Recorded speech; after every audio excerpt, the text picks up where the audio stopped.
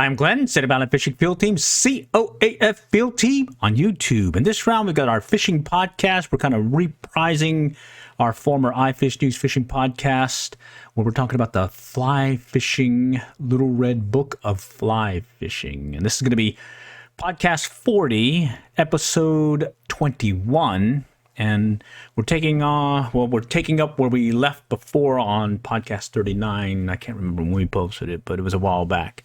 So, hey, it's fly fishing, it's trout season, so let's go ahead and restart this. So in this round, episode 21, in the Little Red Book of Fly Fishing podcast, we're going to be reviewing some fly fishing tips, specifically tip 94, fish flies atypically, 95, shake your streamer, 96, snake your way through success, and then 97, ditch the bobber. 98, more on the indicators, and 99, balloon going up. And it sounds like there's a lot, but I looked at the chapters, or at least these sections, and they're not very long, so we'll go through them here shortly. And then once we get done, our next one we'll do is going to be tips 100 through 105, and I've got them listed. We'll be here on the podcast, or at least on the screen. Okay, so let's roll right into the old format that we used to, where, well, you know, yours truly only can take so much of a talking head in front of you, so we went and put on some recent videos of some trips out in the field. So we'll just go over those, and then we'll go right into the tips. So first one is, this is our first trip to the Blue River in the upper left corner. And this is where yours truly limited out for this first season, 2021-2022 trout stocking season up at the Blue River. And then below that is our second trip to the Blue River. And unfortunately, I ended up taking a dunking there when my wading stick broke. And luckily, I was able to save the GoPro Hero 5 and got it all cleaned up. And it's working again. And oh, by the way, I went ahead and got a Hero 8, and it's working really nicely. So in fact, right here, Denison Dam. Yours truly, along with our fishing partner, headed out to Denison Dam. And we were able to play around with some of those stripers. So that was a fun deal there. And then here in the lower right is just a little YouTube Shorts video that seems to be trending really good. It's just yours truly talking about the stop and go retrieve that worked for us over there on the Blue River, getting them to strike and limit out. So do check that out, the stop and go retrieve Blue River. Okay, let's go right into the tips. We'll start out with tip number 94, fish flies atypically. Don't be married to the notion that you have to fish every fly exactly the way it's designed. For example, one of the best nymph fishing afternoons I ever enjoyed was with Tony Fotopoulos on the Colorado River. Our magic bug, a Dave's hopper. That pattern is meant to be fished dry, but that wasn't working. What did work was letting the bug get waterlogged and fishing it like a nymph through the deep holes. Wow. Hey, that sounds like our foam grasshopper that we've used over the past years. Very simple fly tie, and oh, by the way, it ends up getting waterlogged and just goes under the surface just slightly, and the bass like them. So hey, I like this tip. Fish flies atypically. Kind of mix it up. Don't just fish them like you think they would. Maybe try a different pattern. So thumbs up on that one. I like that tip. Let's go on to the next one. Let's see. That might not be a classic presentation, but ask yourself, do grasshoppers drown in heavy currents? Then ask, if you were a big old brown trout and you saw that juicy meal floating by, would you take a bite? Okay, so just expanding on 94 about fishing flies atypically. All right, so now let's go on to number 95. Shake your streamer. If lethargic trout seem unwilling to take that final lunge for your streamer, try this wake-up call when your fly enters a likely zone. Give the rod tip a vigorous up and down shake. The pulsing action this delivers to the fly will often make a trout respond. Hey, that's another one that yours truly has used, but I didn't call it the shake. I call it the Tucci Twitch, where at the end of a, let's say I'm swinging the fly downstream or downriver, the end of that swing would let it kind of linger in the surface or in the current, and then start doing that little twitchy move. And sure enough, I was getting some strikes that way. So hey, I call it Tucci Twitch. This is the shake tip number 95 on the Little Red Book of Fly Fishing. All right, so another thumbs up on that one. Let's go to 96. Snake your way to success. Most casting instructors call it the S pickup. Perhaps a more graphic way to think of this technique of reducing surface disturbance when lifting the line from the water is to imagine the motion a snake makes while swimming. However you picture it, this method lifts the line in smooth segments rather than ripping it from the surface in a way that spooks trout. It works this way. Strip in loose line, then initiate the back cast by slowly and smoothly lifting the rod tip in a progressive squiggly motion.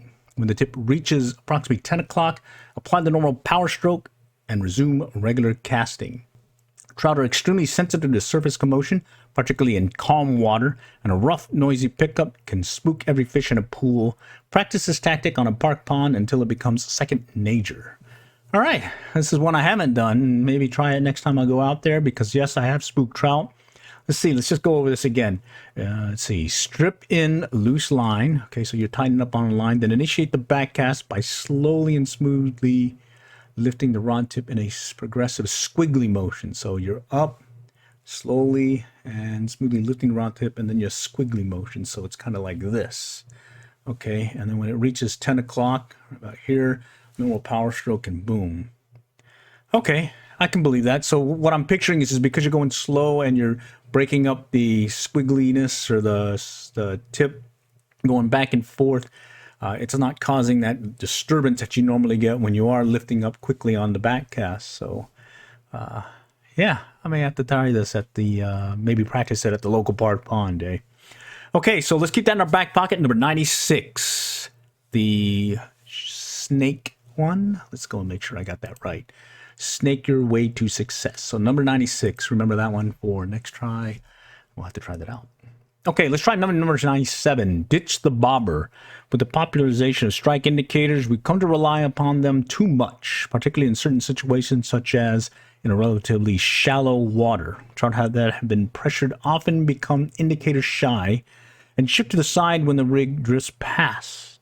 Be aware of this behavior and don't hesitate to switch back to the technique we all used before the bobber craze began.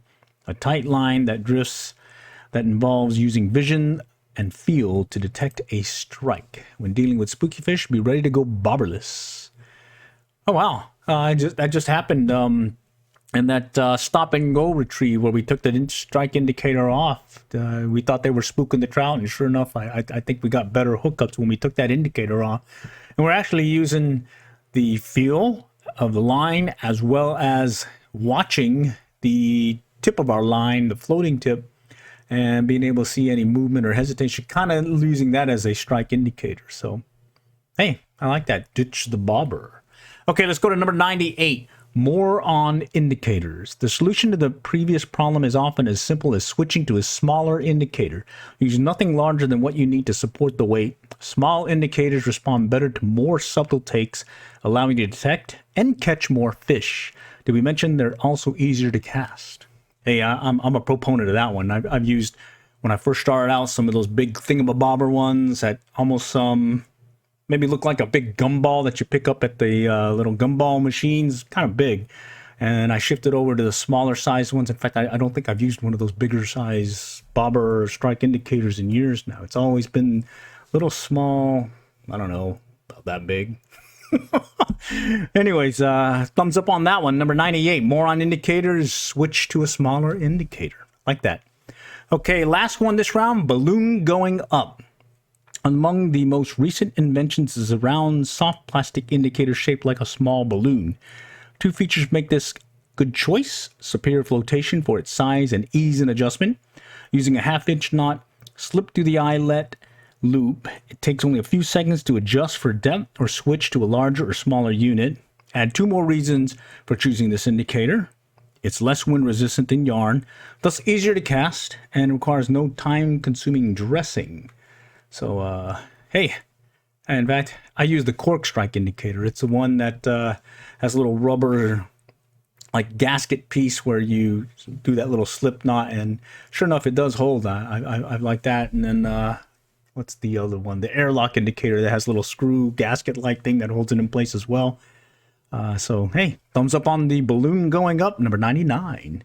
Okay, so that's all for this round. We went through, let me go and shift back another screen here. We went through fish flies atypically, so switch it up. Got the grasshopper, let it sink under. The Dave's hopper in that example that they gave us. Don't have to fish it the same way on top. Let it sink. They were fishing it wet. 95, shake, shake, shake your streamer. So that's that Tucci Twitch thing that I was doing, I call it. But basically, it's the same thing at the end. Or try imparting some action where you're kind of doing a little shake, shake, shake of the rod tip or twitch of it. Give it a little bit more action for your fly. Snake your way to success. Haven't done that one yet. But next round, do some practice. I think that one might be a good one to keep in your back pocket, especially if you're going to be potentially spooking a trout in some shallow water. Maybe try this shake your way to success. So slowly lift up on the back cast, slowly with an S kind of squiggly motion, and then at the 10 o'clock, go ahead and cast like normal on your back cast and then shift it over. I think that slower movement causes less disturbance on the water and doesn't spook the trout so much. So, hey, gonna try that one, practice it at the local pond.